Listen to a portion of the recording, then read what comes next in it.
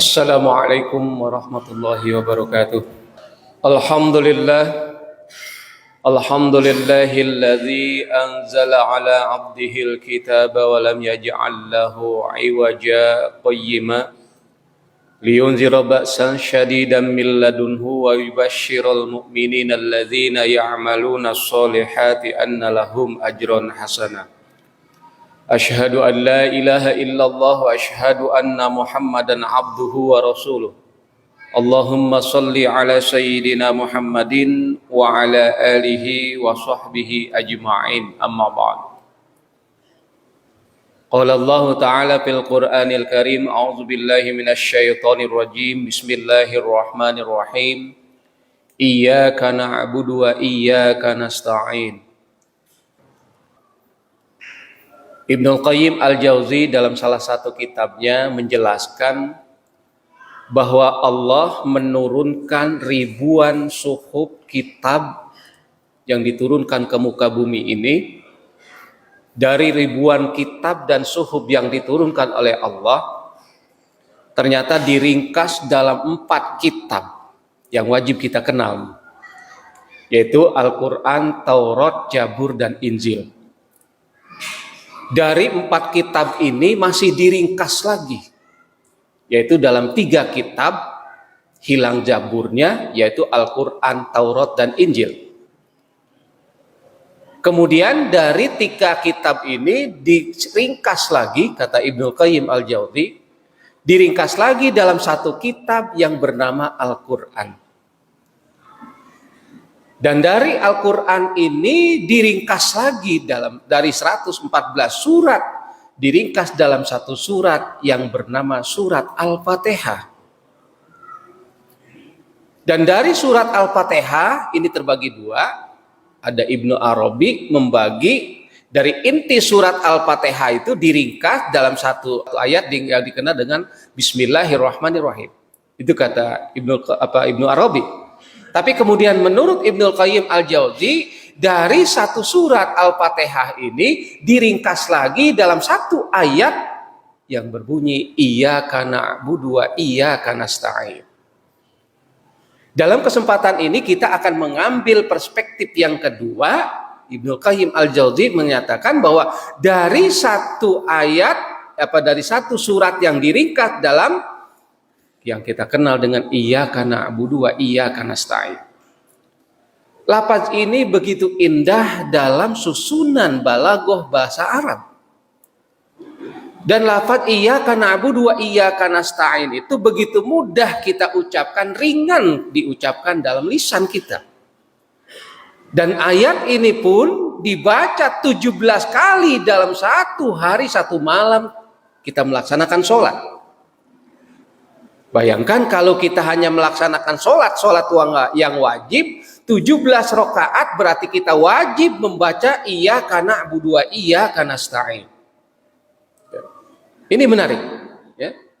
Jadi kenapa kita sampai membaca 17 kali, bahkan kalau kita melaksanakan sholat sunnah, baik sholat sunnah rawatib, sholat duha, sholat hajat, sholat tahajud, dan sebagainya, bisa dibayangkan lafaz Iyyaka na'budu wa iyyaka nasta'in puluhan kali mungkin kita ucapkan. Dan ini menarik, kata Ibnu Qayyim Al-Jauzi, kenapa ringkasan dari sekian ribu kitab, sekian suhuf yang diturunkan oleh Allah sampai diringkas dalam 1 ayat yang kelima dari surat Al-Fatihah ini yang selalu kita baca ketika kita sholat, Iyyaka na'budu wa iyyaka nasta'in. Ibnu Katsir dalam kitabnya menyatakan kenapa penting Iyyaka na'budu wa iyyaka nasta'in, karena prinsip hidup manusia kepada Allah berada pada titik tekan Iyyaka na'budu wa iyyaka nasta'in. Karena konteks lafaz iyyaka misalnya, kata Ibnu Katsir, ya, lafaz iyyaka itu adalah dhamir mukhatab. Artinya domir komunikasi langsung antara pembicara dengan penerima pembicaraan, dengan pendengar. Iyyaka, lafaz iyyaka, kenapa tidak iyahu? Tapi lafaz iyyaka adalah kepada engkau. Makna engkau adalah hubungan vertikal, langsung hubungan antara mukhatab, orang yang berbicara, dengan yang mendengarkan. Jadi sesungguhnya ketika kita sholat iyyaka na'budu adalah lafaz dialog kita kepada Allah, kepada engkau.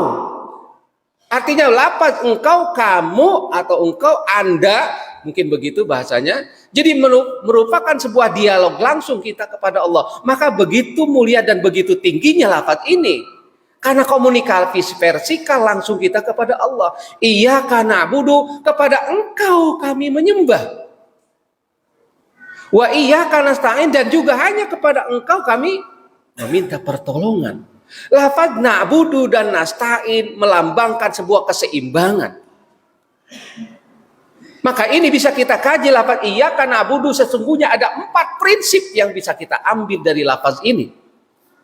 Iyyaka na'budu, prinsip yang pertama adalah prinsip ketauhidan yang murni. Karena lafaz ka hanya kepada engkau satu orang, berarti lafaz kepada engkau ya Allah satu-satunya. Na'budu, tempat aku menyembah. Tidak ada sesembahan lain.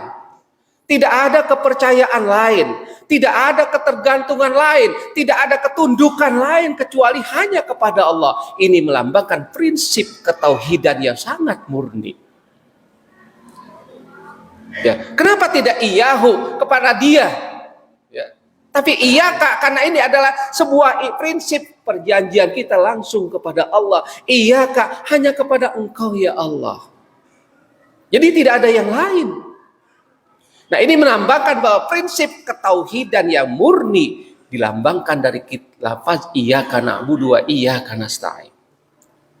Iyyaka na'budu, kepada engkau kami menyembah, wa iyyaka nasta'in, dan hanya kepada engkau juga kami memohon pertolongan. Prinsip ketauhidan yang sangat murni di sini. Prinsip yang kedua dari lafaz iyyaka na'budu wa iyyaka nasta'in adalah prinsip kepasrahan total yang tulus kepada Allah. Kepasrahan bahwa hanya kepada engkau ya Allah kami menyembah. Tidak ada yang kami sembah. Kami pasrah, kami ikhlas menyembah engkau ya Allah. Hanya engkau yang kami sembah. Kepasrahan total juga muncul pada wa iyyaka nasta'in. Dan kepada engkau kami minta pertolongan. Ibnu Katsir menyatakan tidak ada lagi pertolongan yang kita andalkan kecuali hanya kepada Allah. Pertolongan seorang ayah, seorang ibu mungkin ketika dia masih mampu. Pertolongan atasanmu kepada bawahan mungkin ketika ia masih menjabat. Ya. Pertolongan seorang murid, seorang guru terhadap murid ketika mungkin dia masih status sebagai muridnya. Pertolongan seorang dosen kepada siswa mungkin ketika dia menjadi seorang dosennya. Tapi kepada Allah adalah pertolongan yang bersifat abadi. Sejak dia lahir, sejak dia sampai juga mungkin di hadirat Allah nanti berhadapan dengan Allah, iyyaka na'budu wa iyyaka nasta'in adalah prinsip pertolongan yang abadi. Ya. Seorang menjadi pejabat, menjadi direktur, menjadi ini mungkin selesai ketika jabatannya sudah berhenti. Tapi pertolongan Allah senantiasa bersifat abadi. Ini artinya adalah kepasrahan totalitas kita kepada Allah. Tidak bermula dan tidak berujung pula akhirnya. Inilah iyyaka na'budu wa iyyaka nasta'in. Kepasrahan totalitas kepada Allah. Ya. Yang ketiga, prinsip yang kita ambil di sini adalah prinsip keseimbangan ideal dalam kehidupan kita. Iyyaka na'budu wa iyyaka nasta'in adalah prinsip ideal sebagai manusia hamba Allah di muka bumi ini. Hanya kepada engkau berarti hidup kita ini hanya untuk menyembah. Ya. Persoalan kita mencari rezeki di dunia ini adalah dalam rangka konsentrasinya adalah menyempurnakan penyembahan kita kepada Allah. Kita mencari harta, kita mencari rezeki hari ini adalah dalam rangka menutupi na'budu kita kepada Allah. Tidak mungkin kita bisa sholat kalau pakaian kita tidak rapi atau tidak rapat. Tidak mungkin kita bisa sholat mungkin kalau tidak ada tempat kita untuk bersujud. Jadi konsep mencari rezeki pun sesungguhnya adalah sebagai bentuk ideal kita untuk menyembah kepada Allah. Ya. Jadi proses kita bekerja di dunia ini adalah dalam rangka konsentrasi untuk na'budu kepada Allah, menyembah kepada Allah. Dan konsep hidupku yang kita lakukan bekerja membanting tulang pun kepala jadi kaki, kaki jadi kepala. Itu bukan sebagai sebuah prinsip yang ideal. Sesungguhnya prinsip yang idealnya adalah nasta'innya. Kita tidak bisa sombong. Oh, ini kan upaya saya. Oh, ini kan pekerjaan saya. Oh, ini kan hasil proses saya. Tapi kalau tanpa nasta'in, artinya kesombongan yang akan muncul. Jadi nasta'in adalah bentuk kepasrahan. Menyembah kepada Allah dan nasta'in yang kita minta kepada Allah. Tidak bisa kita berupaya mengatakan saya sudah berusaha untuk meraih dunia ini. Saya sekolah dari S1, S2, S3, akhirnya menjadi pejabat. Tidak mungkin kalau tidak ada nasta'in di situ. Ya. Pertolongan Allah inilah sesungguhnya sebagai penentu. Pekerjaan, karir, jabatan yang kita kejar tidak ada artinya kalau tidak ada nasta'in, pertolongan dari Allah. Jadi semua hidup kita adalah sebagai sebuah skenario kita menyembah Allah, kemudian kita berusaha dan sebagainya. Nasta'in inilah sesungguhnya menjadi hak prerogatif Allah. Tidak mungkin kalau tanpa pertolongan Allah. Inilah nasta'in sesungguhnya. Dan kita mungkin dalam prinsip hidup kita ini menjadi salah ketika kita hanya selalu na'budu saja tanpa nasta'in, salah. Nasta'in saja tanpa na'budu juga orang nggak tahu diri. Minta terus nasta'in, ya Allah luluskan anak saya, ya Allah jaga kesehatan anak saya, ya Allah jaga kesehatan kami, ya Allah berikan kami rezeki. Tapi ternyata menyembah Allahnya kadang-kadang ingat, kadang-kadang tidak. Jadi prinsip ideal kehidupan manusia, na'budu dan nasta'in adalah prinsip keseimbangan yang harus tetap kita jaga.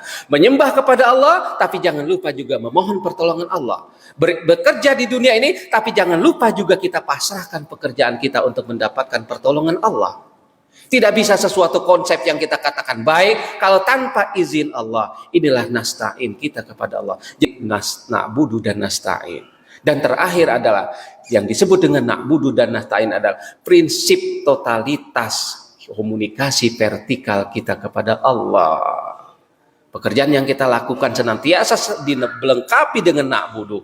Ketika kita sedang memimpin rapat, na'budu wa nasta'in juga muncul di sini. Ya Allah, kepada Engkau kami menyembah dan kepada Engkau kami minta pertolongan agar rapat ini bisa berjalan dengan baik.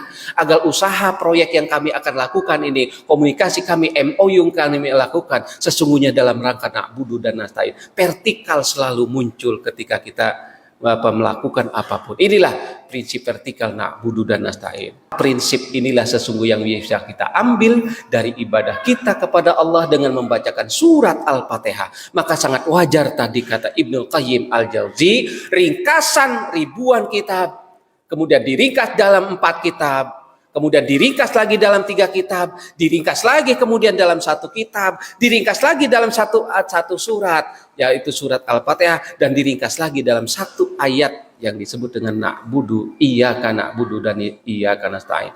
Mudah-mudahan apa yang saya sampaikan bisa bermanfaat. Dan ini menjadi sebuah prinsip dalam kehidupan kita. Hendaknya selalu kita menyeimbangkan na'budu kita dan nasta'in kita. Menyembah kepada Allah juga harus disertai dengan berdoa kepada Allah. Kewajiban kita adalah menyembah kepada Allah dan hak Allah harus disembah, tapi nasta'in juga menjadi hak Allah memberikan pertolongan kepada kita. Allah insya Allah memberikan akan pertolongan kita kalau kita senantiasa na'budu dan nasta'in ini seimbang. Mudah-mudahan apa yang saya sampaikan bisa bermanfaat. Wassalamualaikum warahmatullahi wabarakatuh.